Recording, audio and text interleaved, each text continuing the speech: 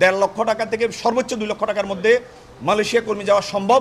আমরা এই প্রস্তাবও দিয়েছি। আমাদের যে মাননীয় উপদেষ্টার কাছে আমরা এসেছিলাম, আমরা একটা স্মারকলিপি দিয়েছি। স্মারকলিপির বিষয়বস্তু ছিল, আপনি জানেন সাবেক ফেসিবাদী সরকারের আমলে মালয়েশিয়া শ্রমবাজারে সিন্ডিকেট হয়েছিল। প্রথমে 10 জন, পরে 25 জন, পরে 100 জনের সিন্ডিকেট হয়েছিল।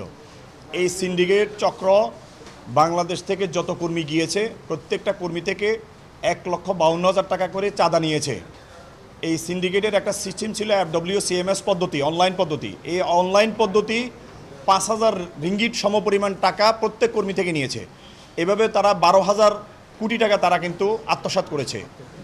এই যে সিন্ডিকেট চক্র যে অনিয়ম এবং দুর্নীতি করেছে মালয়েশিয়া শ্রমবাজারে, এই একই চক্র আবারও তারা মাথাছাড়া দিয়ে উঠেছে এবং আবারও মালয়েশিয়া শ্রমবাজারে সিন্ডিকেট করার জন্য তারা পায়তারা করছে। ইতিমধ্যে তারা বিভিন্ন রিক্রুটমেন্ট এজেন্সি 25টা সিন্ডিকেট করার একটা লিস্ট আমরা দেখতে পেয়েছি।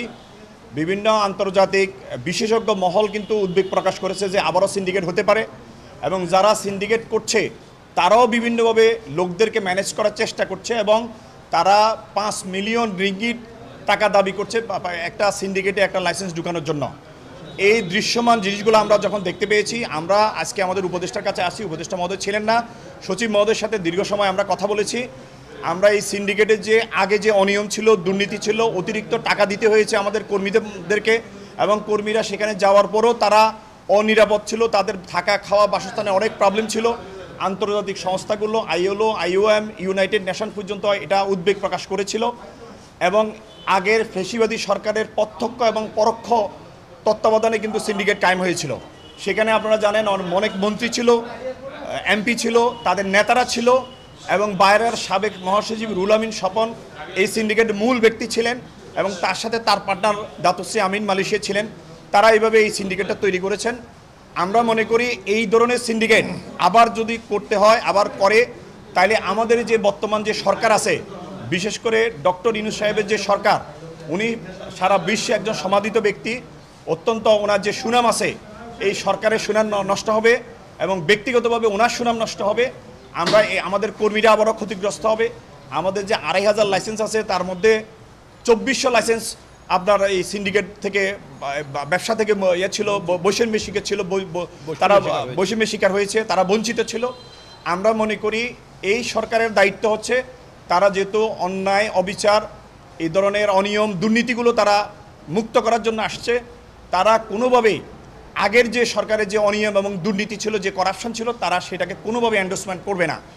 আমরা এটা দৃঢ়ভাবে বিশ্বাস করি এই সিন্ডিকেট চক্রকে তারা আর কোনোভাবে সুযোগ দিবে না।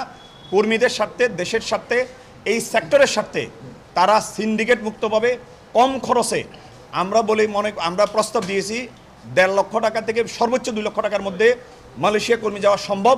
আমরা এই প্রস্তাবও দিয়েছি এবং সেভাবে যদি সরকার আমাদের, বিশেষ করে আমাদের এই মন্ত্রণালয়ের মাননীয় উপদেষ্টা, উনি যদি উদ্যোগী হন এবং আমাদের মাননীয় প্রধান উপদেষ্টাকে যদি এই বিষয়গুলো ভালোভাবে উনি বুঝিয়ে বলেন, উপদেষ্টা নিশ্চয়ই এর মধ্যে জানেন, আমরা জানি মালয়েশিয়ান প্রধানমন্ত্রীর সাথে আমাদের উপদেষ্টার একটা সখ্যতা আছে, ওনারা বন্ধুত্বের সম্পর্ক আছে। তিনি যদি এটা রিকোয়েস্ট করেন তাহলে কোনোভাবেই সিন্ডিকেট হবে না, আমাদের কর্মীরা কম খরচে যেতে পারবে। আমাদের রিক্রুটমেন্ট এজেন্সিগুলো আছে, তাদের যার যার যোগ্যতা অভিজ্ঞতার ভিত্তিতে তারা মালয়েশিয়া কর্মী সবাই পাঠাতে পারবে। আমরা আশা করি এই সরকার কোনোভাবে সিন্ডিকেটকে প্রশ্রয় দিবে না, বরং সিন্ডিকেটে যারা অতীতে ছিল, অনিয়ম করেছে, দুর্বৃত্তায়ন করেছে, করাপশন করেছে, তাদের নামে CID-তে মামলা আছে, তাদের নামে দুদকে মামলা আছে। এই মামলাগুলোকে আরও ত্বরান্বিত করে যারা সিন্ডিকেটের মূল হোতা তাদেরকে আইনের আওতায় নিয়ে আসবে, আমরা এই দাবিও জানাচ্ছি। রুহুল আমিন স্বপন সাহেব পলাতক হলেও সিন্ডিকেটের মূল ব্যক্তি রুহুল আমিন স্বপন সাহেব এবং তার পার্টনার দাতুশ্রী আমিন মালয়েশিয়াতে। FWCMS এবং বেস্টিনেটের যে কোম্পানি, তারাই হলো, দুজন হলো পার্টনার এবং তারাই মূলত বিদেশে বসেই এখন সিন্ডিকেটগুলোকে নিয়ন্ত্রণ করছে। তারা দেশে না থাকলেও এছাড়াও আওয়ামী লীগের যেসব মন্ত্রী এমপিরা ছিল তারাও বিদেশে আছে। পলাতক থেকেই কিন্তু তারা বিভিন্নভাবে সরকারকে ভুল বুঝিয়ে তারা চেষ্টা করছে, যে এটাকে বোঝানোর চেষ্টা করছে যে মালয়েশিয়ান সরকার সিন্ডিকেট ছাড়া লোক নেবে না। মালয়েশিয়ান সরকার যদি সিন্ডিকেট ছাড়া লোক না নেয়, তাইলে অন্য 14-15টা কান্ট্রি থেকে কীভাবে লোক নিচ্ছে? তাইলে বাংলাদেশে তো কোনো জায়গায় এরকম কোনো সিন্ডিকেট নাই এবং কোনো রিক্রুটমেন্ট লাইসেন্স সম্পৃক্ত হওয়ার জন্য 5 কোটি আগে দিতে হয়েছিল, এখন সেটা 14-15 কোটি টাকা দাবি করছে। এটা কোথাও দিতে হয় না। এবং আপনার এই যে এই যে লাইসেন্সগুলো আপনার এখন তারা আবার নতুন করে সম্পৃক্ত করার চেষ্টা করছে, তারা সেখানে 5 মিলিয়ন রিঙ্গিট এখন তারা দাবি করছে। মানে আমরা স্পষ্ট দেখতে পাচ্ছি সেই পুরান নিয়মগুলো, করাপশনগুলো আবারও একইভাবে তারা করার চেষ্টা করছে এবং বিদেশে থেকেই তারা করছে। এবং এখানে তাদের কিছু প্রভাবশালী লোক আছে, এই বিভিন্নভাবে প্রভাবশালী, তাদেরকে তারা কাজে লাগিয়ে সিন্ডিকেট করা তারা করছে। আমাদের সাথে আজকে যে উপদেষ্টা মহোদয় ছিল না, সচিব মহোদয় ছিল, আমরা আমাদের দাবি দাওয়াগুলো ওনার কাছে উপস্থাপন করেছি এবং আমরা বলেছি কোনোভাবেই তারা সিন্ডিকেটকে, উনি আমাদেরকে দিয়েছেন, আমাদেরকে আশ্বস্ত করেছেন যে কোনোভাবেই তারা সিন্ডিকেট চান না, সিন্ডিকেটকে ওনারা প্রশ্রয় দিবেন না, কম খরচে যাতে কর্মী যেতে পারে এবং সেই ব্যবস্থা উনি সকলের জন্য সেই ব্যবস্থা ওনারা করবেন। সেই সিন্ডিকেটটাই এখন মূল ভূমিকা পালন করছে, ওখান থেকে কিছু বাদ পড়ছে, আবার নতুন কিছু নেওয়ার চেষ্টা করছে। কিন্তু আমরা কোনোরকম কোনো সিন্ডিকেটই চাই না, সে যেই হয়ে থাক, আমরা এই সিন্ডিকেট করতে দেব না, এবং দেব না শুধু না, আমরা প্রতিহত করব ইনশাআল্লাহ। সুতরাং কেউ যদি সিন্ডিকেট করার চেষ্টা করে, আমরা সেটা যে কোনো মূল্যে প্রতিহত করব। বাংলাদেশে আর কোনো সিন্ডিকেট করতে দেওয়া যাবে না, আমরা দিব না। একটা বিষয় আমরা যতটুকু জানি যে এখন কিন্তু প্রভাবশালী রাজনৈতিক নেতা বললে আমরা বিএনপি, জামাত বা অন্য কোনো দলকেই বুঝবো। এখন এখানে লেখা আছে যে প্রভাবশালী রাজনৈতিক দল, আসলে কি বিএনপির লোকজন কি এই সিন্ডিকেটের সাথে জড়িত বা অন্য কোনো কেউ আছে কিনা? বিএনপি কখনোই এই সমস্ত সিন্ডিকেটে বিশ্বাসী না, পছন্দ করে না, লুটতরাজে পছন্দ করে না, বিশ্বাসও করে না এবং লুটতরাজ করেও না। এবং বিএনপির কোনো সদস্য এখানে জড়িত নাই। যদি কেউ যায় তার নিজ দায়িত্বে যাবে, ব্যক্তি হিসাবে যাবে, দল হিসেবে নয়। আর আমাদের যে মূল বিষয়টা ছিল, মূলত আমরা সচিব মহোদয় আমাদের কোয়ালিটি টাইম দিয়েছেন। উনি দীর্ঘ সময় আমাদের সমস্যাগুলি শুনেছেন এবং উনি সত্যি প্রথমবার দেখলাম সিনিয়র একজন জ্যেষ্ঠ সচিব জিনিসটা অনুধাবন করেছেন। অল্প সময়ের মধ্যে উনি এসে মাত্র 1 মাস উনি আমাদের সিচুয়েশন অনুধাবন করেছেন। বহির্বিশ্বে বাংলাদেশের ভাবমূর্তি, মালয়েশিয়ার সাথে কীভাবে উইন উইন, বর্তমান যে অসম এমওইটা আছে এটা উইন উইন না।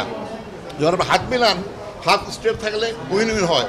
বাংলাদেশের হাত উপরে, আমাদের হাত নিচে, তো তারা আমাদের উপর একটা কর্তৃত্ব প্রয়োগ করছেন, যার কারণে এমওইটা আমাদের আগামী মাসে ওয়ার্কিং কমিটির মিটিং আছে।